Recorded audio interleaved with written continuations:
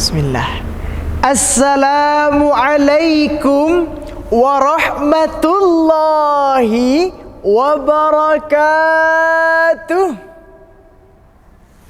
Alhamdulillah. Hamdan wa syukran lillah. Salatan wa salaman ala Rasulillah. Amma ba'd. Dewan juri yang kami muliakan, serta teman-teman pemirsa yang semoga Allah senantiasa berkenan memberikan pertolongan kepada kita agar menjadi anak-anak muda yang sukses dunia dan akhiratnya. Amin ya rabbal alamin. Bapak Ibu Dewan Juri dan juga teman-teman pemirsa, ikhwah fillah rahimakumullah.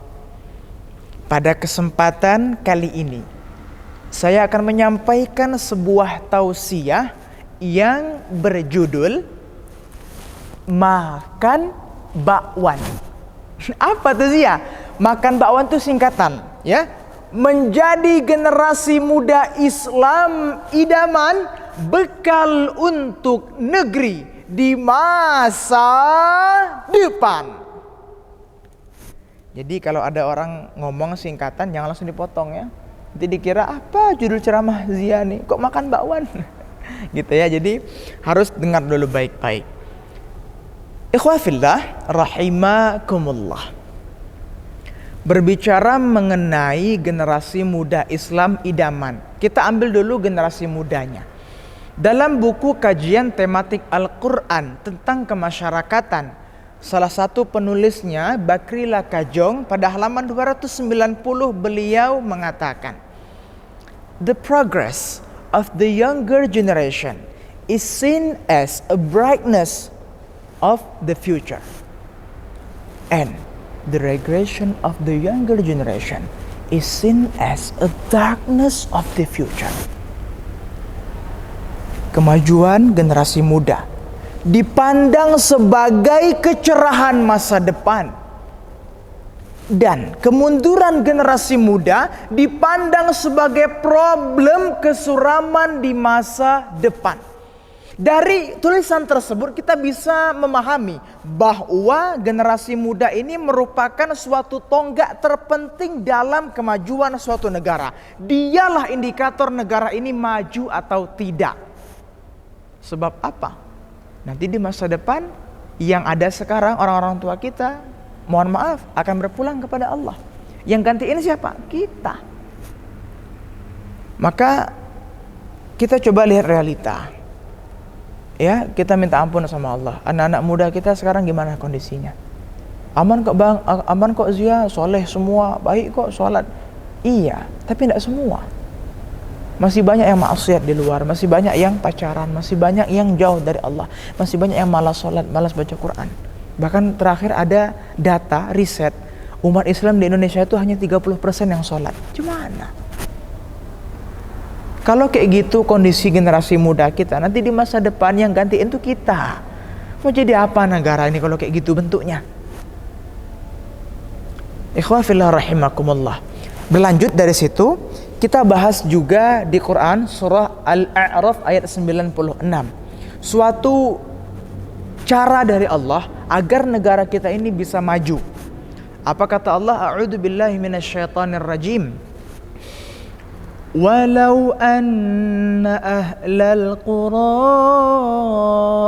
amanu wattaqaw lafatahna alaihim barakatim minas samai wal ard. Al-ayah Quran surah Al-A'raf ayat 96. Dalam tafsir Al-Azhar karya Buya Hamka, beliau menjelaskan lewat ayat itu ada dua makna yang Allah coba jelaskan pada kita. Pertama, Allah akan kasih kemakmuran, ya secara harfiah, maksudnya adalah Allah kasih hujan, ya kan, Allah kasih subur tanahnya, Allah kasih asri, gitu kan, dunianya begitu. Itu makna harfiah. Tapi ada yang kedua, makna ayat tadi secara maknawi. Apa maksudnya? Dengan iman dan takwa, Allah akan hadirkan pemikiran-pemikiran yang berkemajuan di setiap masyarakat daerah tersebut, yang kemudian pemikiran itu nanti diwujudkan dengan kemajuan pada negara itu. Simpelnya begini teman-teman, kalau kita mau negara kita maju, nggak usah negara dulu deh, yang kecil dulu, kota misalnya, mau maju, maka dahulukan keimanan dan ketakwaan kita kepada Allah. Dengan iman dan takwa tadi membawa diri kita bisa berkontribusi bagi daerah kita sehingga menghasilkan kemajuan dengan petunjuk dari Allah. Sekarang coba lihat, ada orang, pejabat, dia bertitel tinggi jabatannya tapi dia korupsi. Di mana imannya? Di mana takwanya sama Allah? Kalau dia yakin jabatan ini adalah ibadah, gak mungkin orang ibadah buat curang. Ya, oke, ikhwah fillah rahimakumullah. Kita sudah pahami urgensi generasi muda. Kita juga sudah pahami konsep kemajuan negara berdasarkan Al-Quran. Sekarang muncul pertanyaan, Bang Zi, bagaimana caranya kita bisa mengusahakan kemajuan dari generasi muda tadi? Sebenarnya ada banyak caranya. Al-Quran dan hadis dengan kemahaluasan ilmunya Allah telah jelaskan itu semua. Tapi pada kesempatan kali ini kita ambil 4 saja. Ya, apa dia Bang Zi? Yang pertama, cara kalau kita mau negara kita maju berbasis anak muda tadi adalah pertama, perbaiki iman dan takwa kepada Allah Subhanahu wa taala. Kata Allah dalam Al-Quran, A'udzu billahi minasyaitonir rajim. Ya ayyuhalladzina amanu udkhulu fis-silmi kaffah. Al-ayah. Quran surah Al-Baqarah ayat 208 halaman sebelah kiri di dekat bawah. Teman-teman, dalam tafsir Al-Azhar karya Buya Hamka, beliau menjelaskan bahwa kita sebagai umat Islam itu jangan setengah-setengah berislam. Kalau mau masuk Islam, masuk semua, menyeluruh.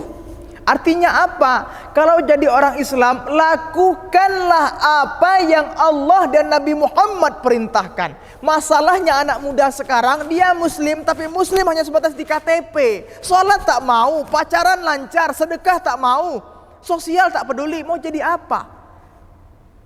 Itu catatan kita saat ini. Gimana Islam mau maju sedangkan pedomannya saja tidak dipedomani oleh pemeluk Islam itu sendiri. Maka mohon habis ini masing-masing kita tolong perbaiki sholat kita, perbaiki bacaan Quran kita, tambah ilmu agama kita. Karena kalau kita hebat sekalipun, doktor sekalipun, tapi kita tak punya iman dan takwa yang baik dan benar, luluh semua tadi itu, sirna semuanya, dipakai buat maksiat itu. Tapi dengan iman dan takwa kita punya pedoman, kita punya arah, kita punya yang mengawal kita, yang mengontrol kita. Mulai dari situ, perbaiki iman dan takwa. Ibadah yang masih kurang, tolong perbaiki. Ya, insya Allah. Yang kedua adalah pilihlah teman bergaul yang salih atau salihah. Ya, kata Rasulullah dalam hadis an Abi Hurairah radhiyallahu anhu qala Rasulullah sallallahu alaihi wasallam al-mar'u ala dini khalilihi falyanzur ahadukum man yukhalil. Rawahu Tirmidzi.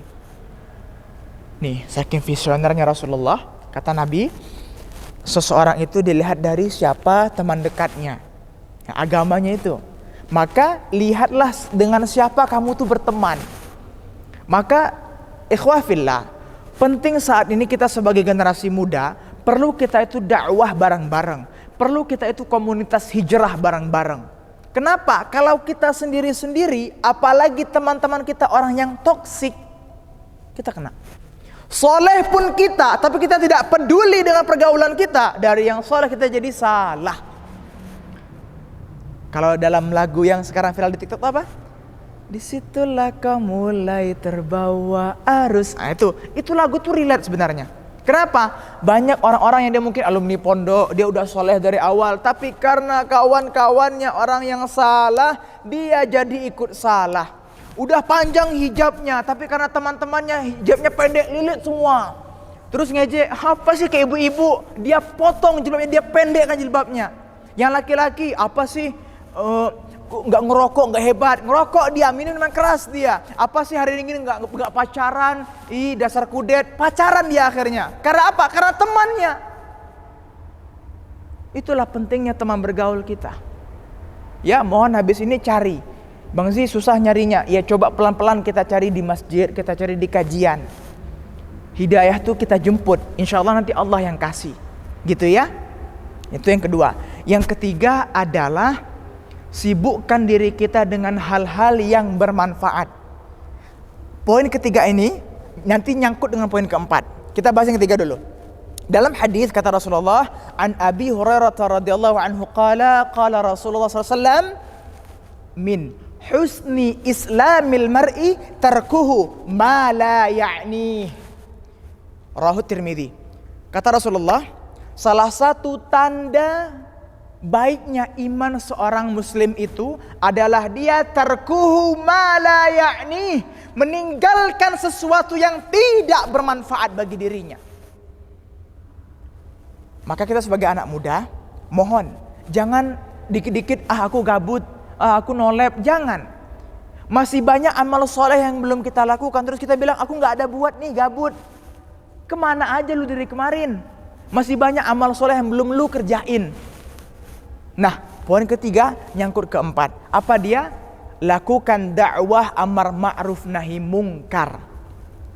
Kata Allah dalam Al-Quran, a'udzubillahi minasyaitonirrajim, kuntum khaira ummatin ukhrijat linnasi ta'muruna bil ma'rufi wa tanhauna 'anil munkar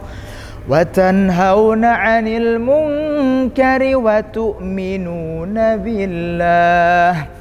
Al-ayah Quran surah Ali Imran ayat 110. Poin ketiga dan keempat tadi maksudnya adalah kita sebagai anak muda, lakukanlah hal yang baik dan bermanfaat bagi kita dan orang lain. Dalam konteks kita sebagai anak muda yang mau mengamalkan hadis dan ayat tadi, maka kita bisa lakukan dengan berbagai macam cara.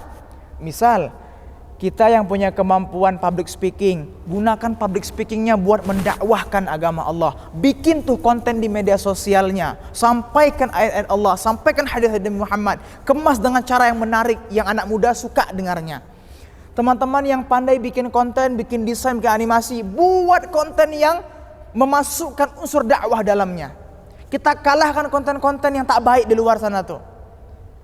Teman-teman yang mungkin hanya punya tenaga misalnya, punya harta, pakai harta dan tenaganya untuk dakwah di agama Allah. Bantu-bantu misalnya, kita kurang ini nih, oke aku bantu ini ya. Aku ini kurang uang segini, ini kita bantu ya. Kayak gitu, ambil bagian dalam dakwah tadi. Apalagi misalnya, baca buku. Anak muda sekarang jarang mau baca buku. Gimana mau maju Islam nih? Orang di luar Islam tuh banyak baca buku, makanya maju mereka. Kita malas baca buku. Baca buku misalnya, apalagi kita banyak-banyak diskusi, banyak-banyak sharing sama teman-teman seperti itu, biar banyak pula pengetahuan kita. Apalagi misalnya berolahraga. Banyak anak-anak muda sekarang malas mau olahraga, jadinya lemas badannya, nggak bisa mau kuat ibadah.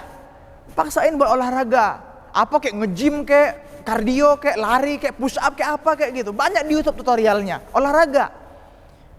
Dengan semua amalan-amalan baik yang kita anak-anak muda lakukan tadi, itulah yang membantu kita untuk memajukan Islam. Nggak usah yang muluk-muluk dulu. Yang penting kita bisa lakuin dulu sebentar-sebentar, jadilah. Allahu Akbar. Bapak Ibu Dewan Juri dan juga teman-teman pemirsa, ikhwah fillah rahimakumullah. Maka demikianlah tausiah yang bisa saya sampaikan mengenai pentingnya peran generasi muda dan 4 hal yang perlu kita generasi muda ini lakukan mulai dari diri kita. Perbaiki iman dan takwa, pilih teman-teman yang saleh dan salihah, kemudian sibukkan diri dengan hal-hal yang baik dan bermanfaat, dan yang keempat adalah jangan lupakan dakwah amar ma'ruf nahi mungkar. dengan semua hal tadi itu, kita mulai dari diri kita untuk kemudian insya Allah bisa berkontribusi bagi negara kita, bagi Islam ini, membawa kemajuan dari diri untuk negeri. Insya Allah. Ikhwafillah rahimakumullah, terima kasih atas segala perhatian dan mohon maaf atas segala kekurangan. Semoga yang sedikit ini ada manfaatnya dan semoga Allah mudahkan kita untuk mengamalkannya insyaallah. Wabillahi taufiq wal hidayah. Wassalamualaikum warahmatullahi wabarakatuh.